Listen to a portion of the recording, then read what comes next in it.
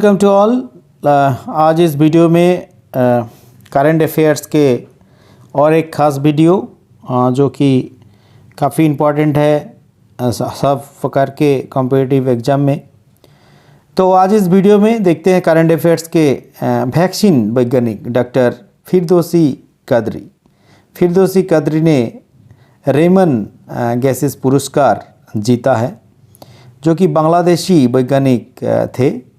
और doctor Qadri international centre for diarrhoeal disease basically research Bangladesh में एक एमिरेटस वैज्ञानिक है।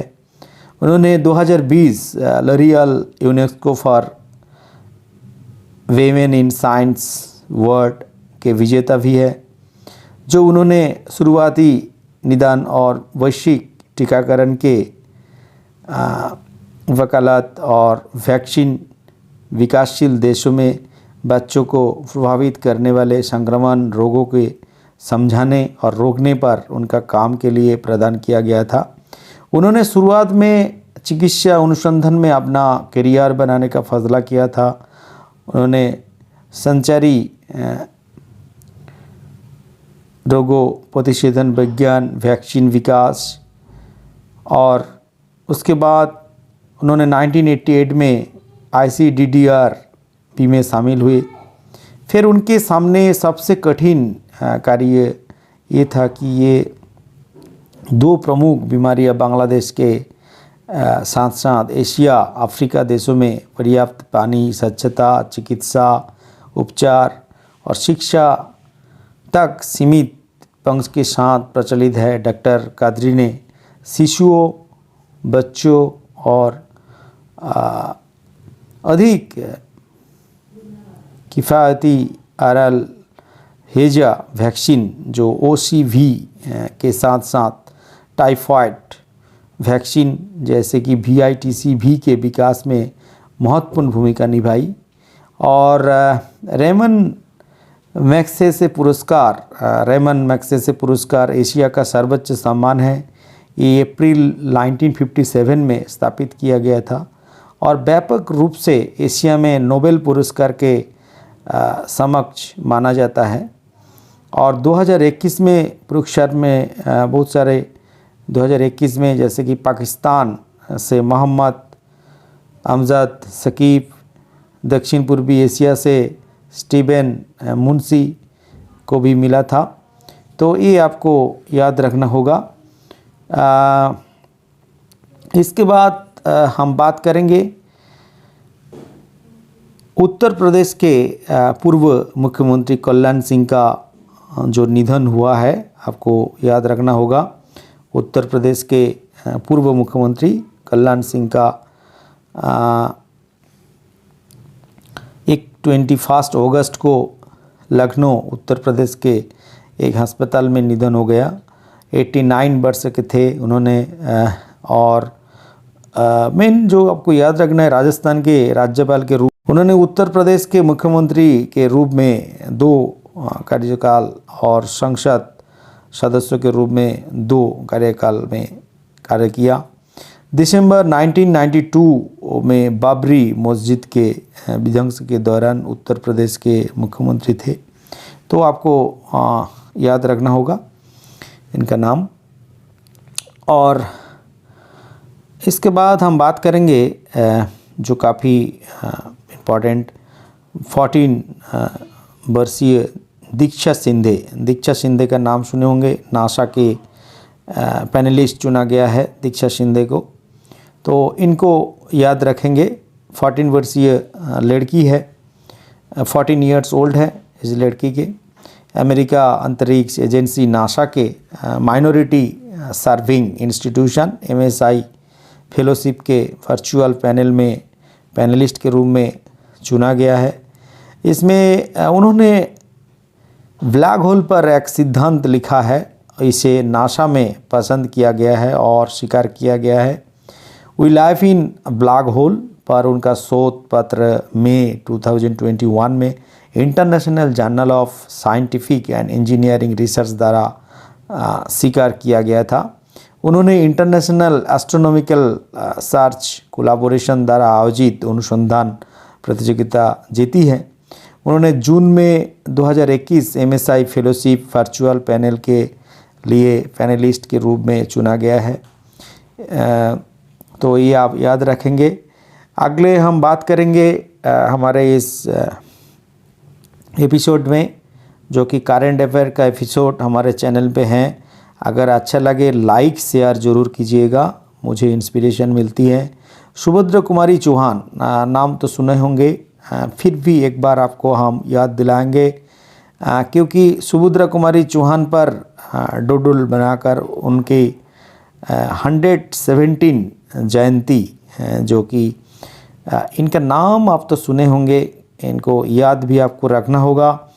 117 जयंती पर उन्हें सम्मानित किया है। सुभद्रा कुमारी चौहान एक महान कवयित्री और स्वतंत्रता सेनानी थी, जो कि सुभद्रा कुमारी चौहान एक भारतीय कवयित्री थी। उनके सबसे लोकप्रिय कविताओं में से एक है झांसी की रानी। उनका जन्म हुआ 16 अगस्त आपका 1904 को उत्तर प्रदेश के इलाहाबाद में हुआ था। उन्होंने शुरू में इलाहाबाद के कैथलिक गर्ल्स स्कूल में पढ़ाई की। 1919 में मिडिल शिक्षा परीक्षा पास की। उन्होंने 1919 में खंडवा के ठाकुर लक्ष्मण सिंह चौहान से विवाह किया। उस समय उनका 16 ईयर्स ओल्ड थी। 1921 में सुभद्रा कुमारी चौहान और उनके पति महात्मा गांधी के असहयोग आंदोलन में शामिल हुए और नागपुर में गिरफ्तार होने वाली पहली महिला सत्याग्रही थी। और 1923 और 1942 में ब्रिटिश शासन के खिलाफ विरोध प्रदर्शन में शामिल होने के कारण उन्हें 2 बार जेल भी हुई थी।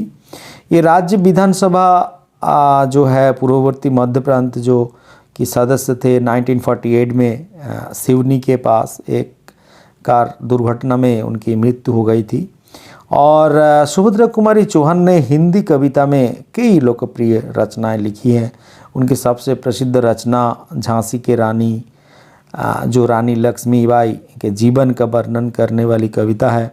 उनकी अन्य प्रमुख रचनाएं जैसे कि खिलौने वाला, त्रिधारा, मुकुल या कदम्ब का पेड़, आपका सीधे साधे चित्र, मेरा नया बचपन और विगरे मोती, ये सब है। मेरा हिंदी उतना अच्छा नहीं है, थोड़ा सा किसी जगह में प्रोनाउंसिएशन में गलती होगी तो माफ़ कर दीजिएगा।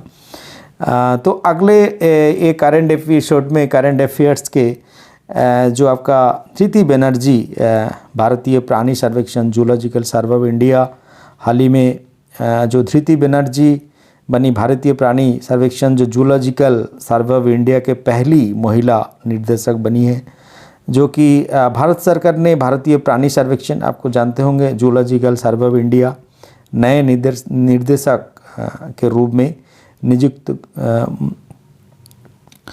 इसमें बेसिकली धृति बनर्जी एक वैज्ञानिक है। ये बेसिकली टेक्सोनॉमी, माइक्रोबायोलॉजी और आपका मॉलिकुलर सिस्टमेटिक्स रिसर्च की थी।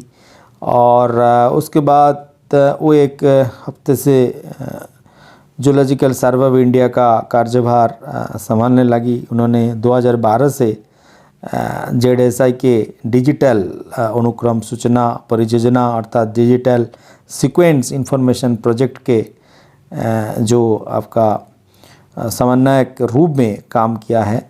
और इसमें जूलॉजिकल सर्वे ऑफ इंडिया का इतिहास बंगाल के एशियाटिक सोसाइटी के दोनों से शुरुआत हुई, जिसके स्थापना 15 जनवरी 1784 को सर विलियम जोन्स ने की थी। एशियाटिक सोसाइटी ऑफ बंगाल भारतीय संग्रहालय 1875 जो भारतीय प्राणी सर्वेक्षण अर्थात जूलॉजिकल सर्वे ऑफ इंडिया के साथ साथ भूवैज्ञानिक सर्वेक्षण अर्थात जियोलॉजिकल सर्वे ऑफ इंडिया के मातृ संस्था थे। और जेडएसआई की स्थापना पर विलियम जोन्स के सपने की पूर्ति थी। और एशियाटिक सोसाइटी ने 1976 से प्राणी और भूवैज्ञानिक नमूने एकत्रित करना शुरू किया था। तो ये आपको याद रखना होगा धृति बनर्जी कौन थे। तो इस तरह करंट अफेयर्स को आपको काफ़ी लाभ मिलेगी हर कॉम्पिटिटिव एग्ज़ाम में।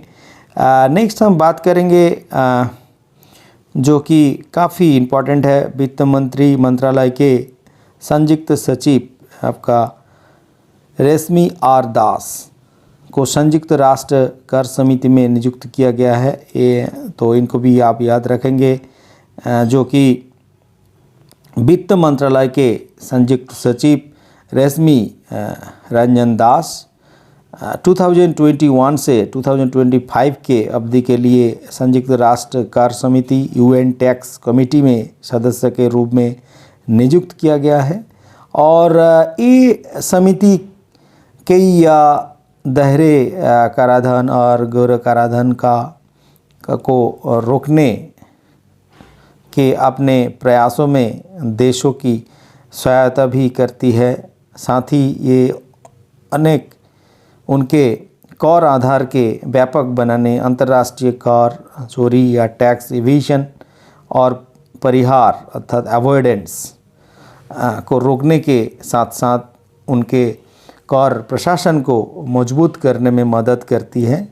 ये समिति विकासशील देश और उनके विभिन्न जो आपका नीतिगत वातावरणीय पर भी ध्यान केंद्रित करती है।